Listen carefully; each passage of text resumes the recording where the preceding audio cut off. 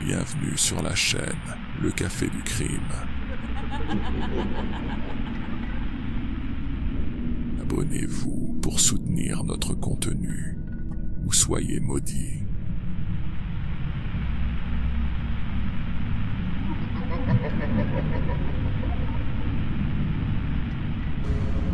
Bienvenue dans notre exploration d'aujourd'hui. On va se pencher sur une histoire vraiment troublante, une des affaires de possession présumée les plus documentées qui existent, celle d'Anneliese Michel.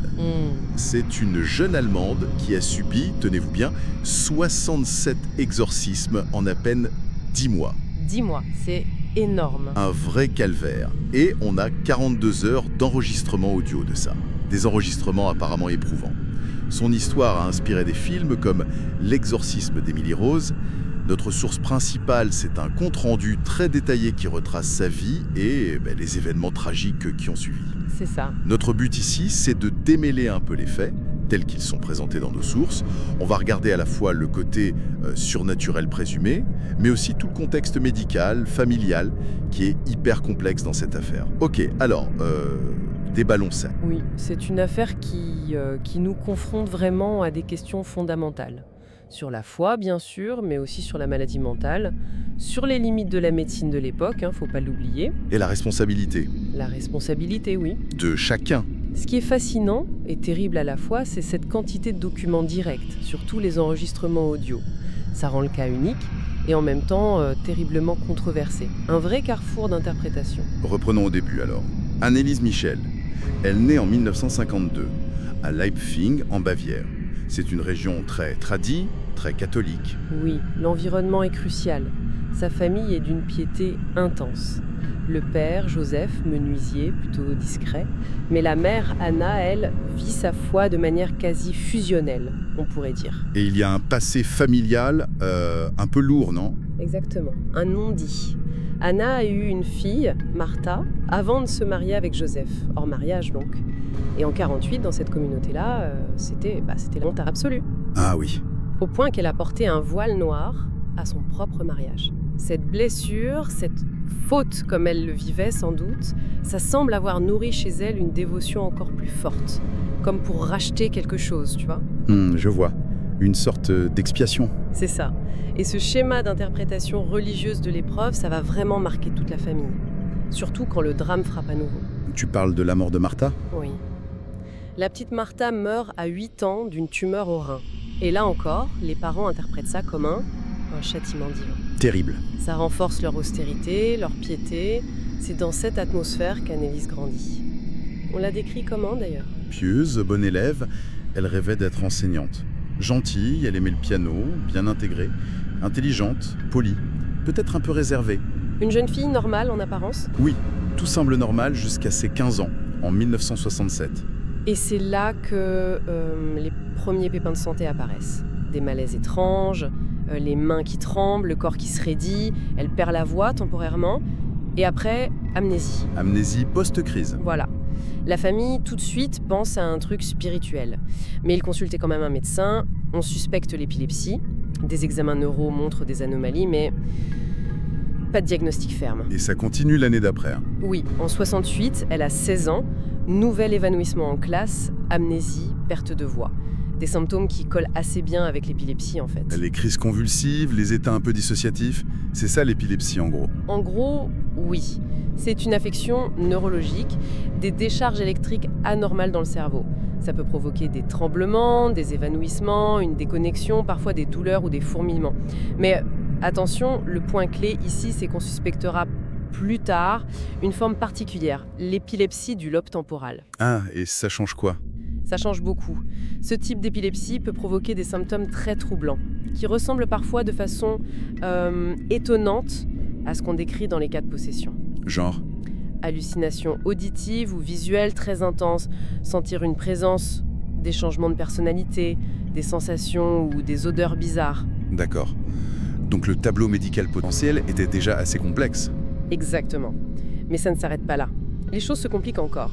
La nuit qui suit une de ces crises en 68, Anneliese se réveille paralysée. Paralysée. Oui, avec une sensation d'oppression terrible sur la poitrine. Ça ressemble beaucoup à ce qu'on appelle la paralysie du sommeil. Je connais ça, oui. Effrayant. Très. Sauf que ça se répète, et en février 70, c'est encore pire. Réveil brutal la nuit, l'oppression est là, mais en plus des convulsions très violentes, le regard vide, elle est comme en transe. Là, ça devient sérieux. Très sérieux. Elle est hospitalisée. Sur place, elle attrape une pneumonie, puis la tuberculose. Du coup, transfert dans une clinique spécialisée à Mittelberg. Et c'est à l'hôpital Que les phénomènes s'intensifient encore, oui. C'est là qu'apparaissent les visions, des visages démoniaques, des ombres, les voix aussi, qui lui murmurent des insultes, maudite, tu vas pourrir en enfer, Horrible. et des odeurs étranges. Le feu, le soufre, les matières fécales. Elle est complètement épuisée, physiquement et psychologiquement. Pourtant, elle s'accroche. Une fois guérie de sa tuberculose, elle rentre chez elle, bien décidée à reprendre ses études. Oui, elle est tenace. Elle obtient son Abitur, l'équivalent du bac, en 1973. Elle entre à l'université à Würzburg. Elle rencontre même un petit ami, Peter. Qui va la soutenir d'ailleurs. Et les crises. Elle persiste. Malgré les traitements. Les visions, les voix, les odeurs, tout ça continue. Et les médecins. Nouveau neurologue, le docteur Lütke. Il fait un EEG, un électroencéphalogramme, qui confirme l'épilepsie du lobe temporal. Il lui prescrit des anticonvulsivants. Mais ça marche? Un peu. Une amélioration temporaire. Et puis, rechute. Et les phénomènes repartent de plus belle, s'intensifient même. Elle entend des coups frapper la nuit, elle se retrouve paralysée. L'échec des médicaments, ça a dû renforcer la conviction des parents. Non. Ah, clairement. Pour eux, si la médecine n'y arrive pas, c'est que c'est autre chose. Et puis il y a cet incident effroyable pendant un dîner en 73. Raconte. Ses mains se mettent à gonfler, à noircir. Elle se met à hurler « J'ai les mains noires, Seigneur, sauvez-moi !» Elle voit des figures démoniaques partout. Après ça, elle sombre. Grosse dépression, idée suicidaire. C'est là que ça bascule vraiment vers l'idée de possession. Exactement. Face à cette impuissance médicale apparente et la détresse absolue d'Annelise, les parents sont désormais convaincus. C'est le démon. Ils se mettent à chercher activement un prêtre. Pour un exorcisme. Mais l'Église, au début, elle dit non. Oui, elle est réticente. Plusieurs prêtres refusent. Ils estiment qu'il n'y a pas assez de signes probants, selon les critères catholiques officiels. On leur conseille de continuer les soins médicaux. C'est quoi d'ailleurs ces fameux critères? Alors, pour envisager un grand exorcisme, l'Église catholique recherche des signes bien précis. Parler ou comprendre des langues inconnues de la personne, la glossolalie, révéler des faits cachés ou qui se passent loin, avoir une force physique surhumaine inexplicable, et surtout une aversion violente, incontrôlable envers tout ce qui est sacré. La croix, l'eau bénite, une église. D'accord. C'est assez spécifique. Oui, et le processus normal est encadré. Il y a une évaluation qui devrait inclure un avis médical, même si c'était peut-être moins systématique en 73, le consentement de la personne ou de sa famille, une préparation du prêtre, prière, jeûne, puis le rituel lui-même, et un suivi après. Et Annelise, pendant ce temps, Ouais. elle fait quoi? Elle tente de lutter, à sa façon, une façon assez extrême. Elle se met à faire des centaines de génuflexions par jour, jusqu'à 600 apparemment, au point de s'abîmer gravement les genoux. 600? Oui, et elle arrête quasiment de manger, dans l'idée d'affaiblir le démon en s'affaiblissant elle-même. C'est terrible. Et son comportement devient de plus en plus inquiétant. Les sources parlent de choses vraiment dures. Elle rampe sous la table en aboyant comme un chien, elle mange des araignées, du charbon. Pardon, des araignées? Oui, elle décapite des oiseaux morts, elle lèche sa propre urine, elle hurle pendant des heures, se cogne la tête contre les murs. C'est une spirale totalement destructrice. Mon Dieu. En 1974, les parents finissent par trouver un prêtre qui les écoute, le père Ernst Alt. Il est connu pour croire assez facilement à la possession. Il observe Annelise, et pour lui, il n'y a pas de doute. Il est convaincu. Convaincu. Il demande l'autorisation d'exorciser, mais l'évêché refuse encore. L'état d'Annelise continue de se dégrader. Elle devient violente avec sa famille, elle les mord, elle les frappe. Physiquement violente? Oui, elle fixe les crucifixes avec une haine palpable dans le regard. Parfois, elle semble comme projetée à travers la pièce sans que personne ne la touche. Elle dort par terre. C'est l'enfer sur Terre. Finalement, face à cette dégradation spectaculaire et à l'insistance du père Alt, qui est soutenu par un jésuite expert en démonologie, Adolphe Rodewijk, l'évêque de Würzburg, Joseph Stangl, finit par céder. Il donne son accord. Ouais. D'abord pour un exorcisme mineur, le 3 août 1975. C'est une sorte de test en fait. Un exorcisme mineur, c'est-à-dire...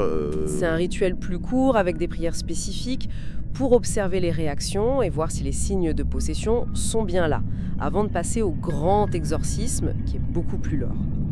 Et les réactions d'Anneliese pendant ce test, ça achève de convaincre l'évêque. D'accord. Et donc le grand exorcisme est autorisé. Oui. Et là, moment crucial, les parents, persuadés que c'est la seule issue, prennent cette décision terrible d'arrêter tous les traitements médicaux d'Anneliese. Ah oui? Le premier grand rituel a lieu le 24 septembre 1975. Ce sont les pères Arno Renz et Ernst Alt qui officient. L'atmosphère devait être pesante.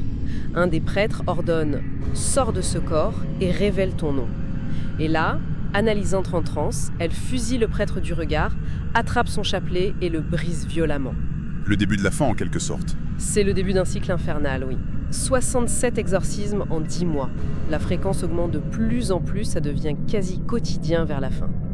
Et pour essayer de comprendre, de documenter, les prêtres décident d'enregistrer les séances.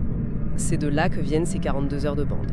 Ces fameuses bandes glaçantes, qu'est-ce qu'on entend dessus, au juste? Qu'est-ce qui les rend si perturbantes? D'après les descriptions, on entendrait des grognements vraiment pas humains, des changements de voix radicaux, des dialogues décousus entre plusieurs entités qui semblent parler à travers elles et même se disputer entre elles. C'est disputé. Oui, elle décrirait les tourments de l'enfer avec des détails assez sordides.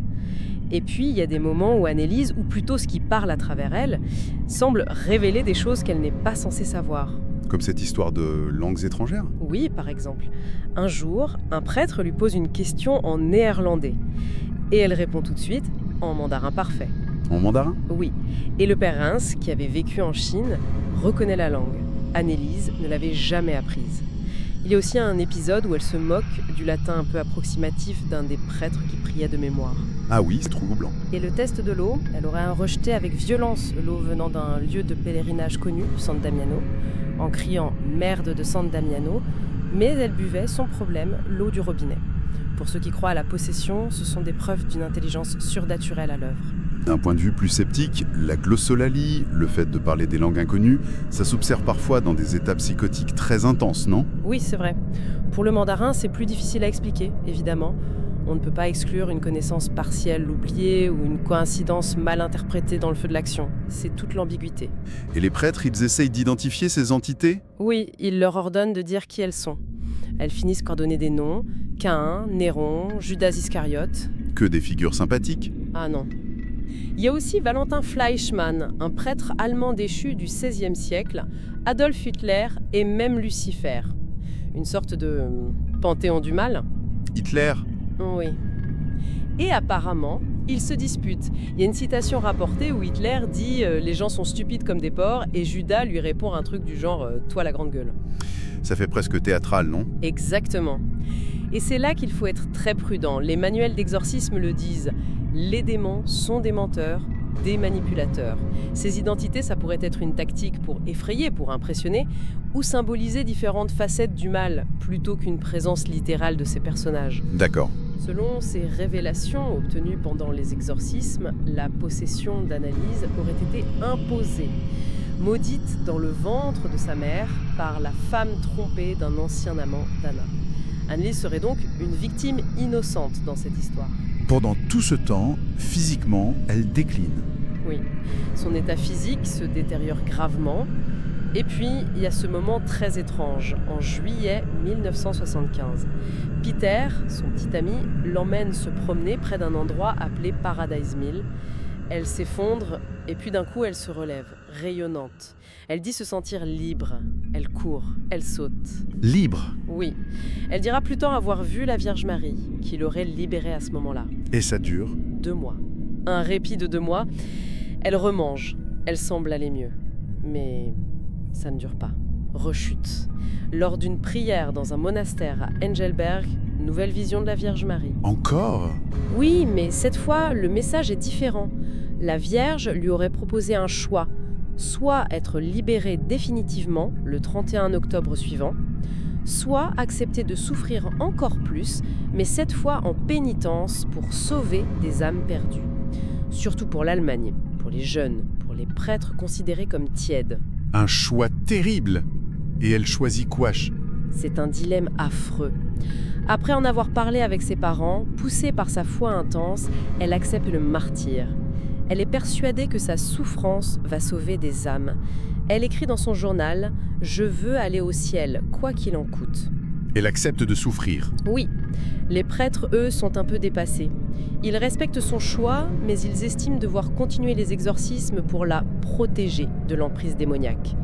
Mais les séances deviennent encore plus brutales, plus éprouvantes. Il y a même cette histoire où les démons semblent partir après une invocation à Marie.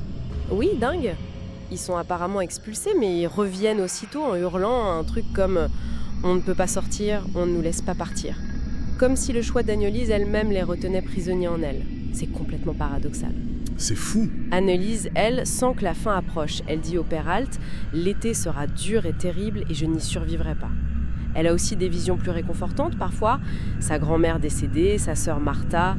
Certains témoins parlent même de signes qui pourraient ressembler à des stigmates. Des stigmates? Comme Padre Pio? Des plaies aux mains et aux pieds, oui, rappelant celles du Christ. C'est rapporté, mais bon, difficile à vérifier.